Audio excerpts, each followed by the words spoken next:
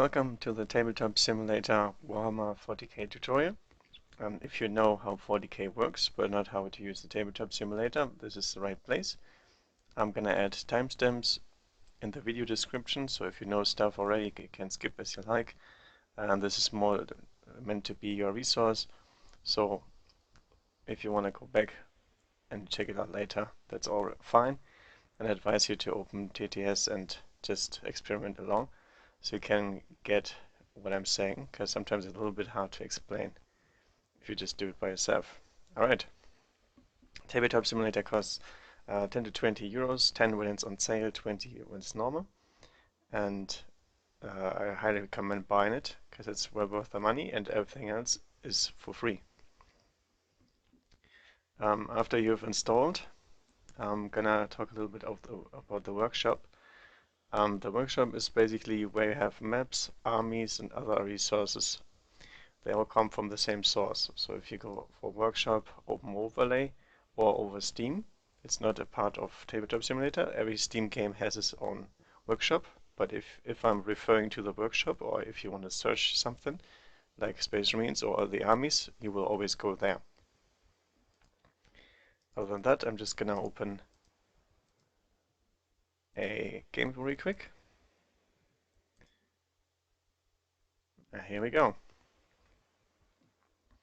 So first of all, before you're experimenting and worrying about what happens, you can always save the game as often as you like, and you can always come back. And even better than that, if you're moving something and you want to return it to the original spot, there's also a rewind button. So whenever you feel like something went wrong, you can rewind. Rewind is basically like a little save that will load the map again and again. So if the game goes bigger, I would recommend using saves, but just so you know, both functions exist. And for a game that is as long played as Warhammer, it's really important to know. Alright, so let's get to it. I'm gonna follow the rulebook with how they explain Warhammer, and I'm just gonna try to see what gaps you need and what information you could use if you want to play. So first of all, measuring. There is a measuring function, and that happens if you hold tab. Then you draw a line and it measures exactly in a 3D manner. So if you're measuring up here, it will take the diagonal, and here it will measure in the plane. You can also use this tool here, the line tool, but it will never switch back to your hand. So if you want to grab something and move something, grab something and move something, it's much better to stay on F1, which is your normal hand, and then measure this way. Regarding dice, there's all kinds of dice here. We have the normal ones, in this case even custom-made ones, because this is one I made to make it easier for myself to see which color refers to what. So if I'm firing snapshots, I can count dice really quick. But there's also other dice like D20s, D8s, something like that. And if you want to go for the special dice, one thing you need to know is if you go to host chest, there is always a dice tab over here that will allow you to bring in these special dice. The special dice you need for random allocation and something like, I don't know, exploding trucks, for example. Very common with orcs. Alright. The other dice you need are scatter dice. They are mostly provided by the maps. Works exactly like in Warhammer, exact same dice, and shows you the direction. But even better, if you want to move the scatter die and you're not sure if you're in the right position, you can always move it around, because it will never change the direction unless you collide with something. You can even copy paste it and will still keep the arrow in the right way. So very useful in terms of accuracy. Alright, if you want to roll a die, which will happen quite often, you select the die with your mouse and press R, and it will roll. You can also select multiples and roll, and you can also use control to get only certain dice and roll. That will allow you to re-roll and stuff and wound with the same dice without removing them all the time. I do highly recommend using the R command and not doing something like this, which I often see, because first of all, dice are going everywhere if you do that. And second of all, if you don't throw it right, it will do something like this, and you have a lot of cocked dice on top of each other. So the best way is just select them. You can press R multiple times even, and it will keep rolling them. There we go. Also, dice trays are really useful, are in the game, mostly provided by the maps, hopefully, and that way they don't go everywhere. Next up we have some templates. So all the templates you need are still here. We have 3-inch blast, 5-inch blast, flamer, hellstorm, all kinds of templates. And the shadow, right there, indicates exactly where it's gonna hit, because the light comes straight from the top. So for example here, this is where it's centered, and this entire thing here, if something touches the shadow, it's a hit. Remember that the shadow sometimes is not the one to measure. So if you measure here, you can see that's almost 3 inches, not bought entirely. So sometimes blasts count in the entire thing or just the inner circle, the non-shadowed part. Just so you're aware, just measure once and then you can be sure. Also, there is going to be apocalypse games and all that stuff. So if you hold your mouse over that objective and you press plus or minus, it will increase in size, so you can create your own blasts very easily. You don't have to rely on somebody making a 10-inch blast for your Baneblade or something. So plus and minus increases size, or decreases size. Next up, we have some camera movement. So every time you press space, the camera will reset to this top view, and will even if you rotate around. Space is the way to go if you want to reset. The movement happens with WASD, and you can zoom with scroll in and out, and hold right click to rotate. So you can do something like this. Now sometimes that is not enough. So for example, if we have our land radar over here and we want to check line of sight, what we usually do is we climb to the table and just try to do it. There's a better option here. If you press P, the camera changes in that way that you now are looking as if you were in the first person. So you can move down with WASD in the plane, come down here, and then look exactly from the barrel of the gun into the target. If you're in this mode, space will lift you up and control will put you down, and that way you can have some nice views also if you want to take some screenshots or if you just want to measure distances. Alright, press P again, back to normal camera, space, back to reset camera.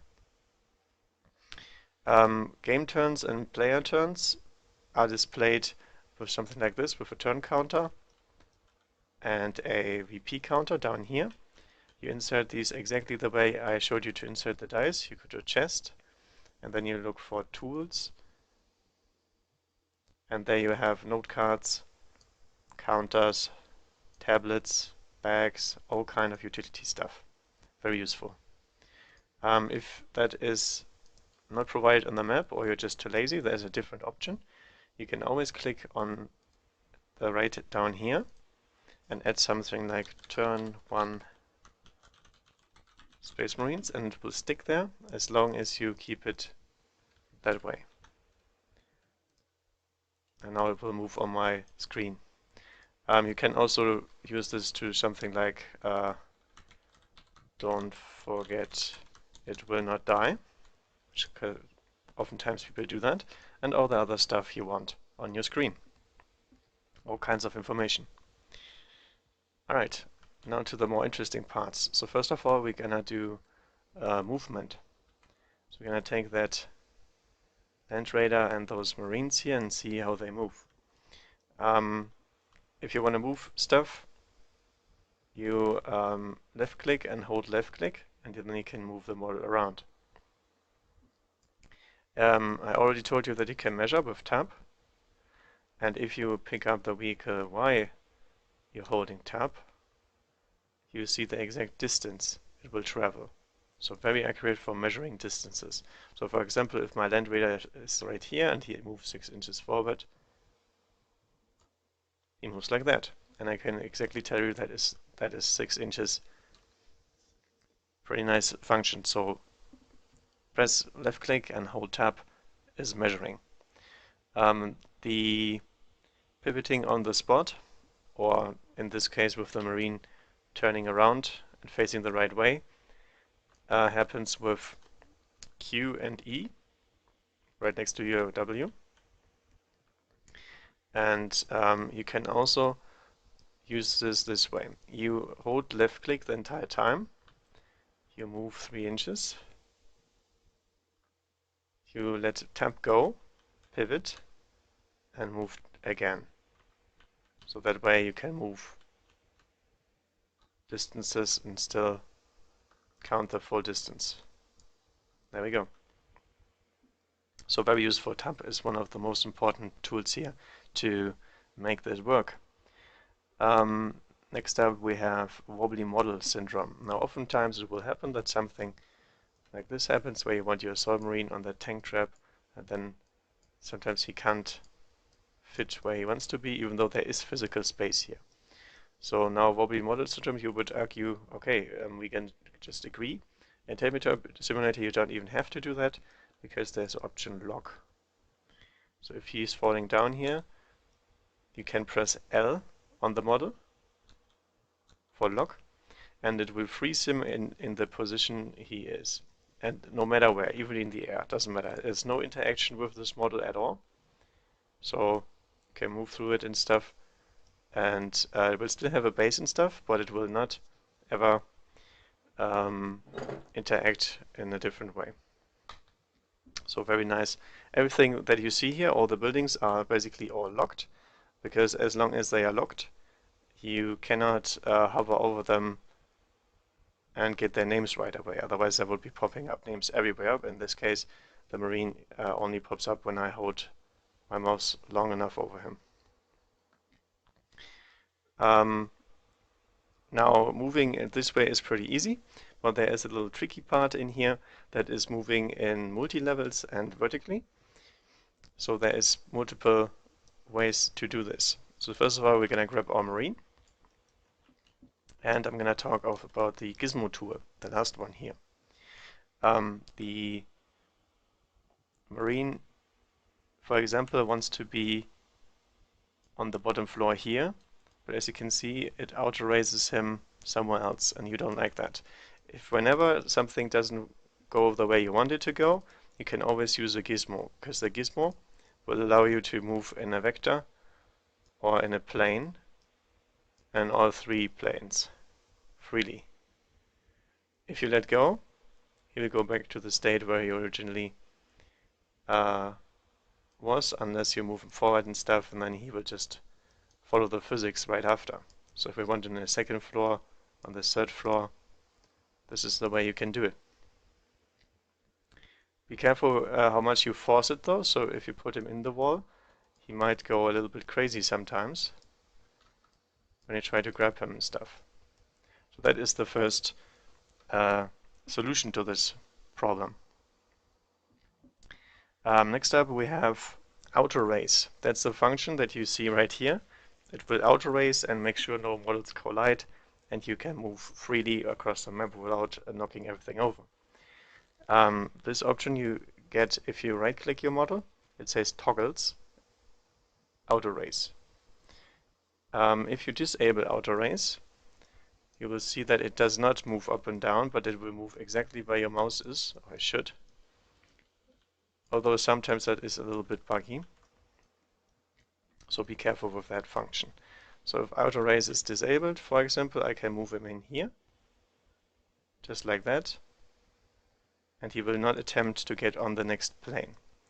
He will only do that if you control with other keywords. For example, if you want to move the Assault Marine up here, one level higher, you can pick him up and press and hold R until you get to the next level, basically. So this will raise him, R for raise, to the next level. And the same way that thing raises, you can also press T to lower the model. Like that. And scratch the ground. That also works when you're out in the open. For example, here, you can also raise him. And if you hold the model while you're having it, it will also stay in the position as long as you hold R down. Just be wary that if you disable auto raise and the hitbox of the unit is pretty big, it can happen that you knock over other models because you're moving not above them but through them. Also, if you're moving stuff across the board, you don't want to get stuck in the building. Sometimes you want to go over the building because you are copy-pasting entire squads. So auto raise should be left enabled because otherwise it will interfere with other models if you're unlucky. So this is an option how to use these buildings perfectly.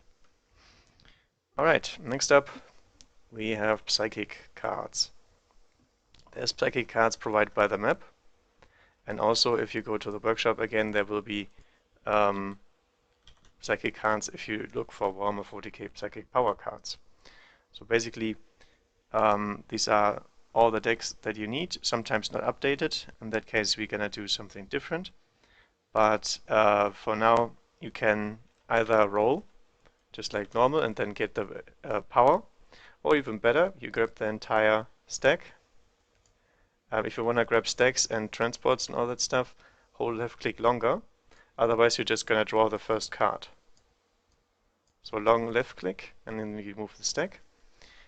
Then you remove the primaries. On F, you flip models.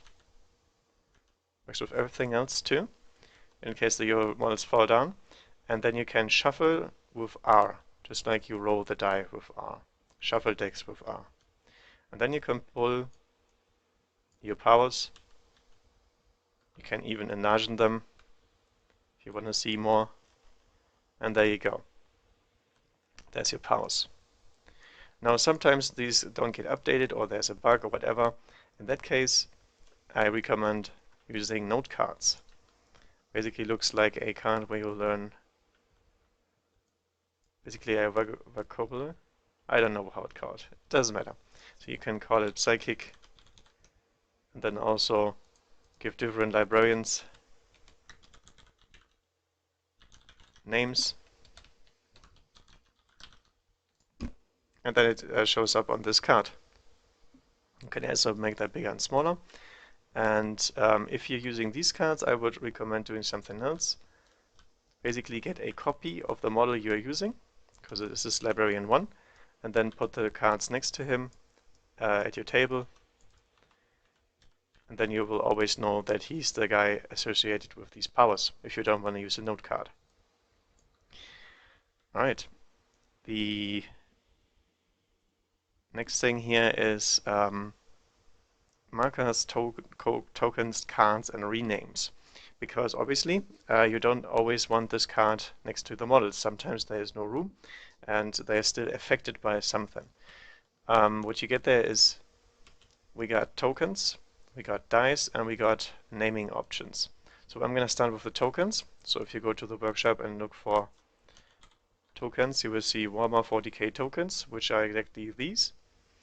And for example, if we cast endurance on them, we can grab that and put it over here. No, if you're familiar with Warhammer, these things always get lost.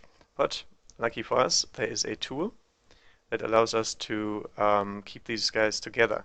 So you take your token, you raise him with R, you lock him down with L, and then you get the joint tool, hover over the marine, hold left click down, and then draw the line to the endurance. Then unlock endurance again, and now if you move the marine, the marker will go with him. So we'll always know what power he has, if he went to ground, if he's pinned, whatever you like. This will also work for land raiders, for storm ravens, whatever you want to do. This is the first option you have. Next option is that you put the card next to them, obviously, or you just rename them. For example, if that land raider over here is stunned, you can just name him stunned. And there you go. Oftentimes a marker is a little bit more obvious, so you don't forget, but I like writing this on them, especially if they are mobilized as something that keeps staying permanently, or maybe weapons destroyed. Otherwise, your vehicle is filled with tokens at some point. It's getting a little bit messy. If you want to remove models, you can always delete them with delete. And you can copy paste with Control C. And you can also cut as well. Basically the same way you would use them in Windows.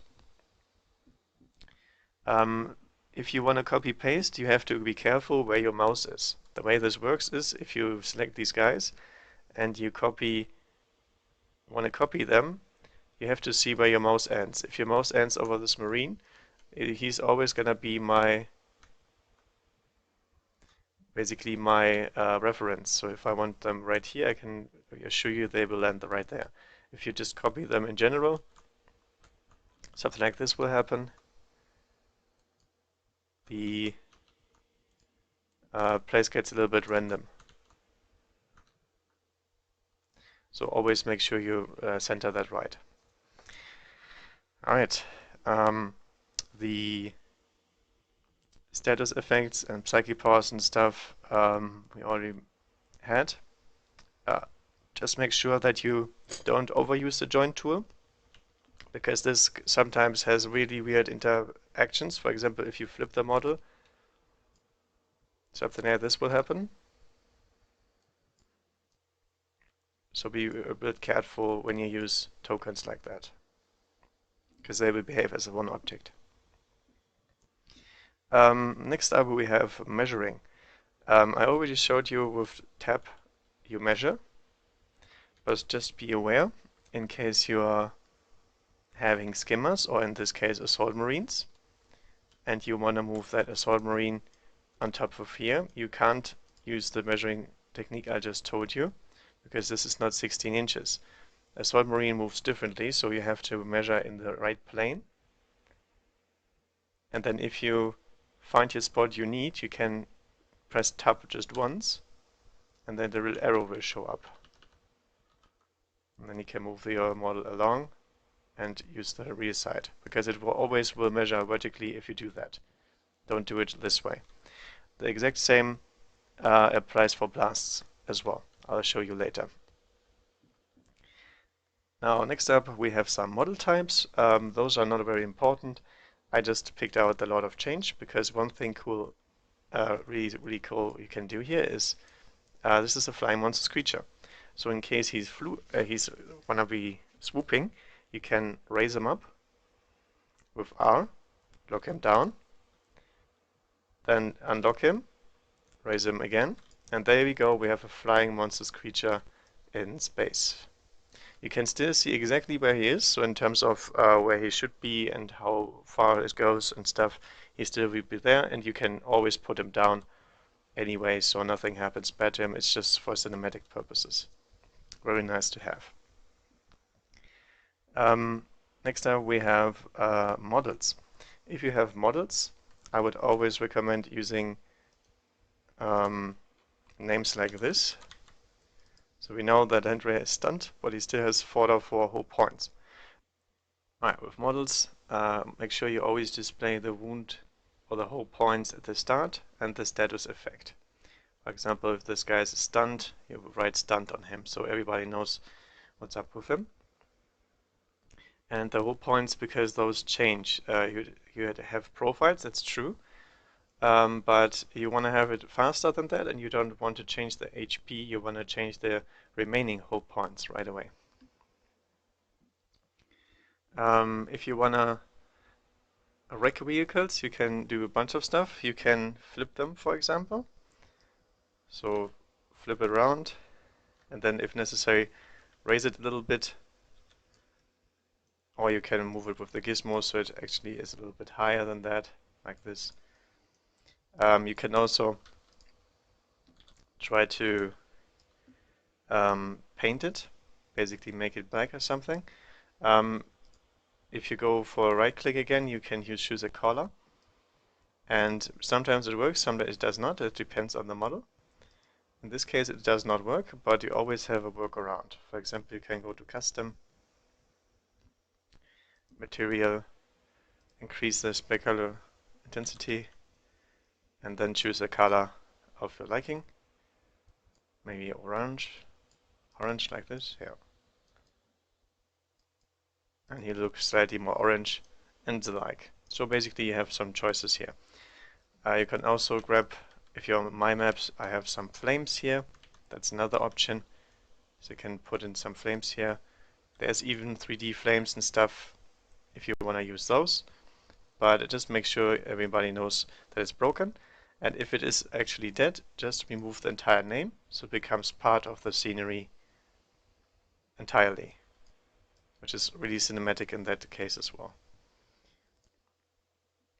Alright, talking about land raiders and stuff, we also need to talk about transports, because Tabletop Simulator has some better options than the real life actually, in that you can change this land raider to be an actual transport.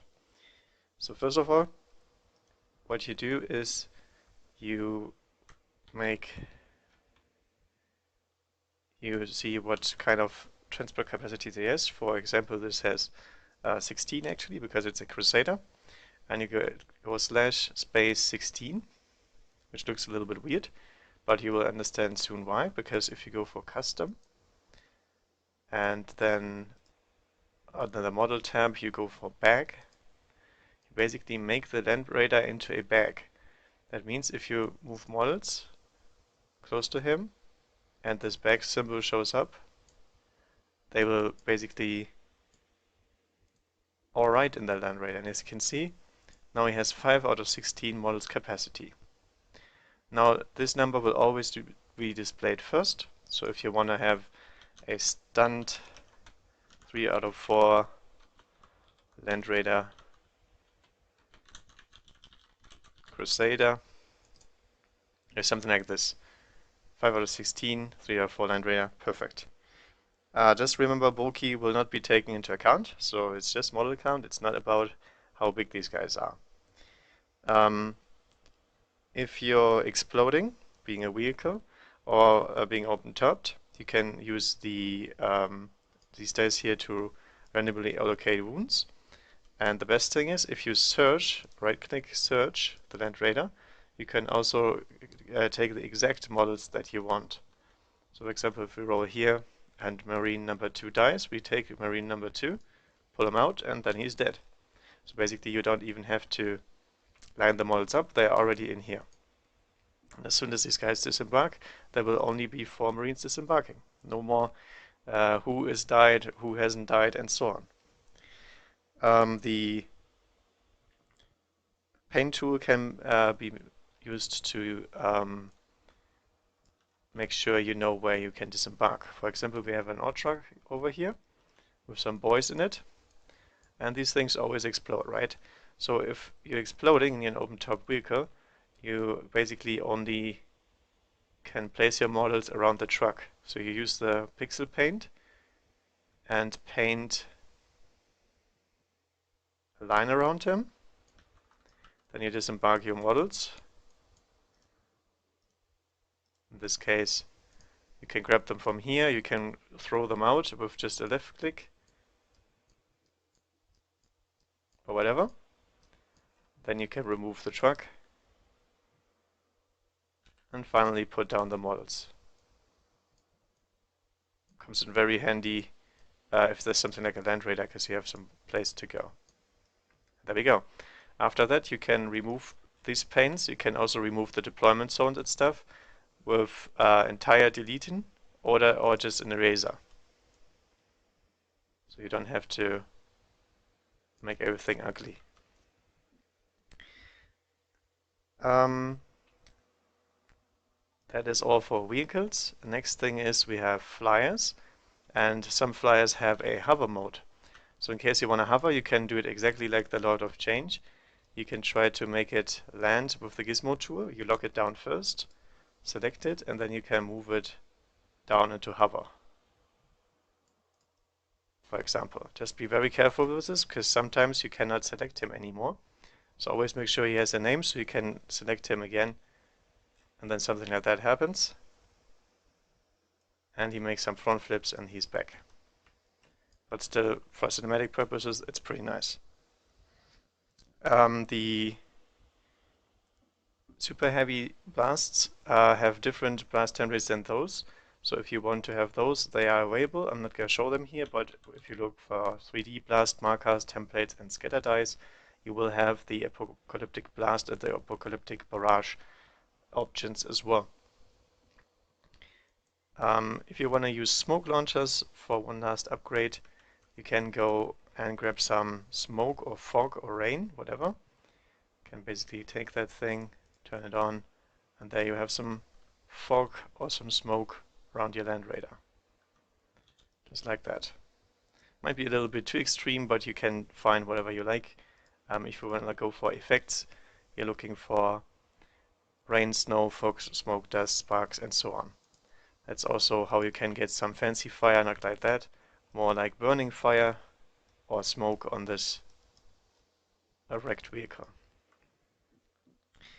I'm not going to talk about actual battlefield debris and fortifications, all that stuff, because that all basically belongs to creating maps. I'm not going to cover that in this tutorial because it's going to take too long. Alright, so next up we have our army setup. So as you can see, there's already some work here done, so you can put your HQ in HQ, troops in troops, and so on. You can get the psychic cards or not. And also, if you want to, you can use this note card here to write your detachment, or you can put down warlord traits, whatever you like. Just be wary if you want to post entire lists. That's not a good idea. You probably want to upload that to a page. And as soon as you have uploaded that, you can go back to Tools and use the tablet and access the website where you uploaded it to. So everybody can see your list without having to go through any trouble. The way you get models is exactly the same. You go to Workshop and search for models. If you click this, you will change map and land on the workshop itself with the models. You can also click on the arrow here, and then it will give you a list of models. And if you search again here, you also can search for specific terms. So if I want a dreadnought, I can enter a dreadnought from the workshop right here. You always grab Noah's Ark style, so you take one or two of each kind, and then you just copy paste them all over the place. There's no reason to take multiple models unless you want multiple states of a model, maybe something like that. Poses. Now we have a unit definition. Now this is a tabletop simulator. Everything here is free and made by nice guys that have the knowledge to do it, but they can't provide every single model, and there is upgrades that you can't even show on a model anyway. There's not always with the big meta bombs on every single marine. So in this case, um, you define units by a code. So for example, these Marines here will all be squad number 1. And now I can always refer to squad number 1 and so on. And whenever they get mixed with a lot of Marines, if you throw them in here, I can always tell you these guys are squad number 1 and not the others. So if you have multiple units, very useful to give them numbers. You don't have to give them those numbers. You can also give them a special tag. For example, if they're part of a battle demi company, you can also write BDC on them, so you know they have objective secure, and you differentiate them from the other assault marines that way. Other than that, I would use a very certain code, just like I used on the Land Raider, to make sure your opponent knows what's up. So in this case, I would go for transport capacity first, in case it's necessary, like there, and the wounds or hope points next, so 3 out of 4 hope points. Then the actual squad name, so this is Land Raider number 1 from Terminator Squad number 1, or this carries the Warlord, for example. It's a Warlord's Ride. And then if you're playing with new players, or if you're not sure that yourself, or if it's a proxy, you write the name on it. So if this is a Land Raider Redeemer, you should probably write it on it, because it's not actually a Redeemer, it's just a proxy. But now if I put guys in here, I have all the informations that I need to have. Oh yeah, obviously making it back first. Put them in there. So now I know there's 4 of 16 guys in here, 3 out of 4 hope points remaining. It's a Warlord's Ride, and it's a Land Raider Redeemer, even if it looks like something different. And the exact same is done for models the same way. So these are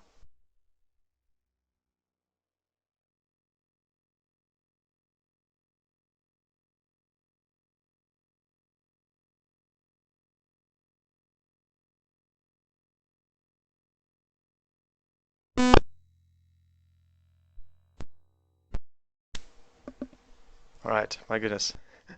Headset is going wild. Alright, so these are, for example, guys from the Battle Demi Company and Squad number 1. And the extras on them can be shown differently.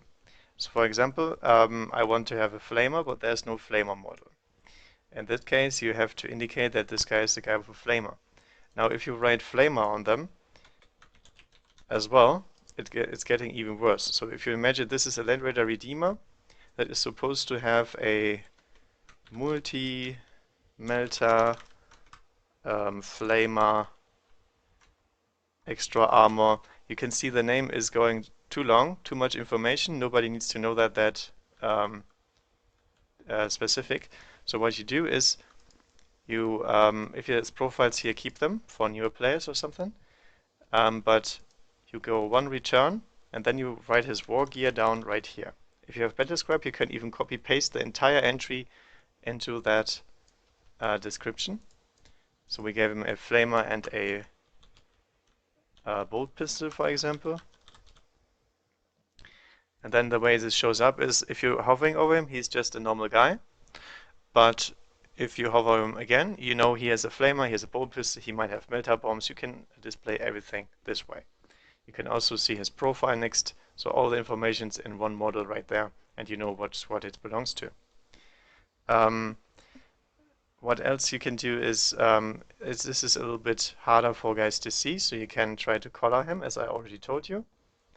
And if that does not work, because the model is made differently, then you go to custom model, material, increase the specular intensity a little bit, use a color that is different.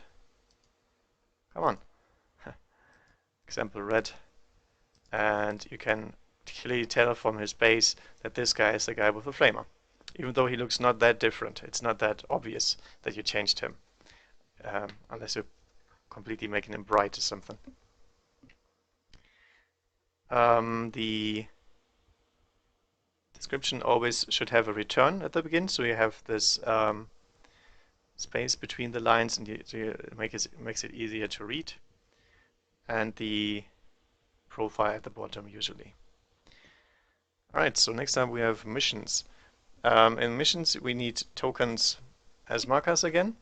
So in that case I would recommend using one of these tokens, for example those.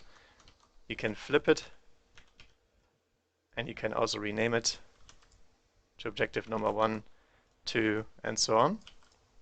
I would only recommend doing that in Eternal War missions, because with everything else you take a blank objective, and since it's tactical objectives, then the number on this does not actually matter. So we can put them down everywhere,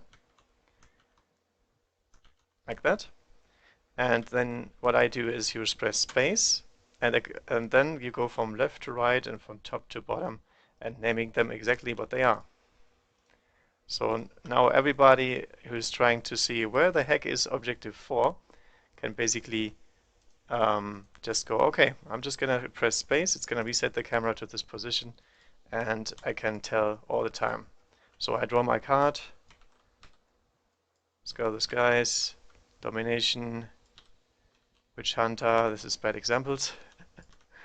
Secure objective 5. Okay, where was objective 5? 5, 5, 5, doesn't matter. I press this and I know objective 5 is supposed to be here. Guess 1, 2, 3, 4, 5, 6. Very simple to do and pretty easy to see. If you're playing with mysterious objectives, you can even write the name behind, so Skyfire, or you can even do it differently like I do it. You write exactly what it is, so +2 to charge. For example, if you have a graph rate generator, because some people will not know what a graph rate generator is, so might as well make it simple. The tactical cards are in the workshop if you want to find them, otherwise they are provided on this board. The cards behave exactly like I showed you with the psychic cards, are to shuffle, left click to pull some, and hold left click to lift it up and move it. Hold left click and so on is the same for transports, by the way. You're pulling out stuff with left click normal, and if you hold left click until it lifts up, you can move the vehicle. Same idea. When you're playing Cloak and Shadows with the objectives here, you need a hidden zone. So what you can do is, if you have a specific color, for example, I'm gonna be red now, you can create a zone right here with the zone tool, like this, and the color indicates that only player red and the game master, so that in case there's a game master, can see through this. So I can put my objectives here and we can hide them from each other, which is a pretty fun mission, but really hard to do in real life. And Tabletop Simulator is actually possible to make sure that nobody notices where you're looking all the time. Alright, the deployment zones should be drawn on the table. If you're playing my maps, I will always have them on here. If not, you have to construct them yourself, and that's pretty easy. On a 72-inch map, you go to the center and you measure 12 to the side, and there's your first line, and then you go a little bit further from here to here, 2.4, 2.5 maybe, and make another dot here, and then you have one dot here, here, here, on this side, this side, this side, this side, this side. And if you choose the pixel paint, by the way, again, you can make a dot and then another dot, and if you hold down Alt while you're doing that, it will connect them. So if I made a dot here, then press and hold Alt, it will draw a line. Not a very smooth one, but still. Basically, you're able to draw your own deployment zones just in case the map does not have them. Alright, next up we're going a little bit back to blasts, because if you take a blast like this, the general idea that most players do is first of all lock it down. If you want to see how many molds you hit and stuff, always lock it down first. You can always hover over it, press L again and grab it. It will not move. Just make sure that the height will be counted. Okay, so if you're moving this here, 5 inches scatter this way, this is not 5 inch scatter this way. Because if you look here, 0, 1.5, because it keeps using the height. So in this case, I would recommend doing it differently and measuring from down here, so 5 inches is right there. And you can still move it exactly where the arrow shows, right there, and fine. Just be wary that this happens, and if it adds out a lot if you keep abusing that. So just be sure that you do it like that. With multiple blasts, you can keep copy pasting them, just like I did here. So the Y1 first shot goes here, and then you can move them over with tab from here to here something, and the shadows can overlap just slightly, and there we go. That's multiple brush right there. Very easy to handle this way. Just make sure if you do that you keep track of how many shots you have. So for example, I keep 1 for how many shots I have shot, and the rest goes to the unit allocating the wounds to my orcs.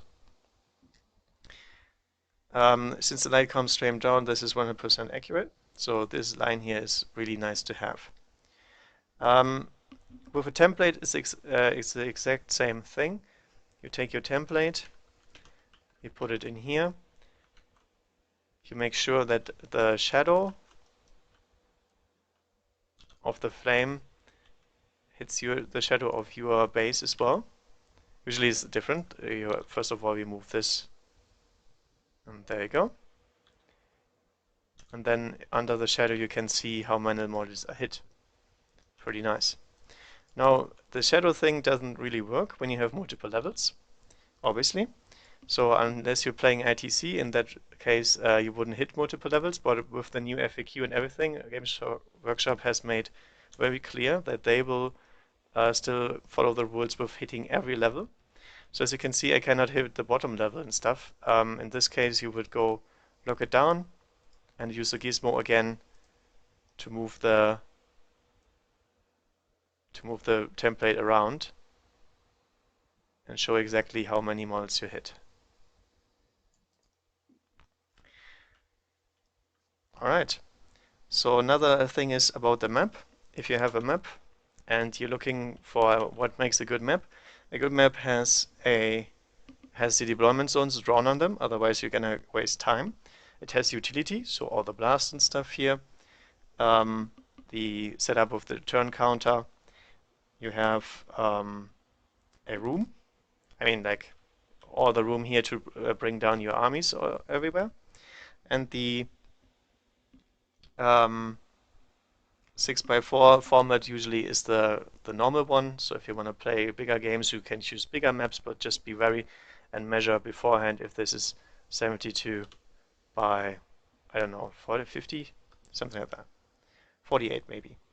Other than that, I'm just gonna go over real quick how you save your armies. Basically what I do is, you don't have to do it like that, but that's the way it works best for me. You basically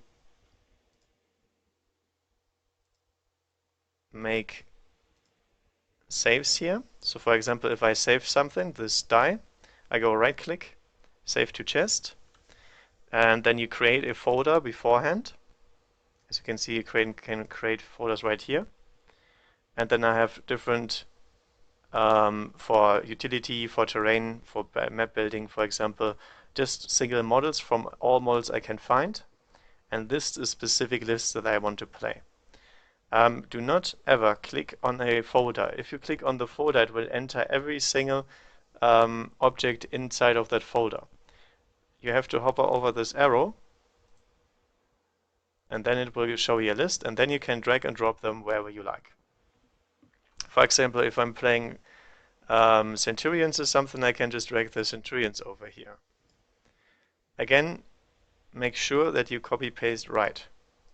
Because the only way this works is I have this guy as my linchpin, and the other guys will just fall into their according place if I do it right, because I'll choose this Techmarine, right click here, save to chest, and then you can choose your folder, rename it right. In my case, I always take the list names that I have on Battlescribe so I can find them really easy again, and then you save it, and then it will always show up under saved objects in your chest. So chest again, just like you found the tools and the dice, save objects, and then you have the stuff. Do not click this folder. I will show you what happens if you click this folder. First of all, nothing happens, and then the Exodus is going to start. It's probably going to crash the server, because there's a lot of lists that I've created and they are all getting put in here at the same time. As you can see, it's raining models. So do not click the list folder, just use the arrow on the side to expand it, and then you can use your folders to make it actually better. Alright, so how does the multiplayer work? First of all, if you click multiplayer and server browser, you can see there is server names, games, host, players, country. Server name is what we will enter right now, but game is a little bit different. As you can see, you can also search, for example, for Warhammer right there. And as you can see, the name is Warhammer 40k, game RPG. Now that's weird. I'm pretty sure this is not a RPG server, because I have a good idea what happened. Because if you host a server, you will give it a name, and that's what shows up as a server name. So I'm gonna name this game Astra Militarum versus Necrons 1850 points ITC, or AM versus whatever you like. I'm not gonna enter a password if I want a free game, and you can also limit the players, so that way you don't necessarily have to have a password, and then you create your server. Now, this entire thing here has DLCs, which will show up as games, but Warhammer is not a DLC, so it doesn't show up as a game. Instead, if you click on options over here, you will see that the game is right here. In this case, the game is none. Now, if you go to maps, not my maps, but some other maps, you will realize that the creators of the map did not write the name on it. So if you go to options here on this map, you see game RPG. Oh, magic. Nobody's playing RPG, it's just that nobody renamed this.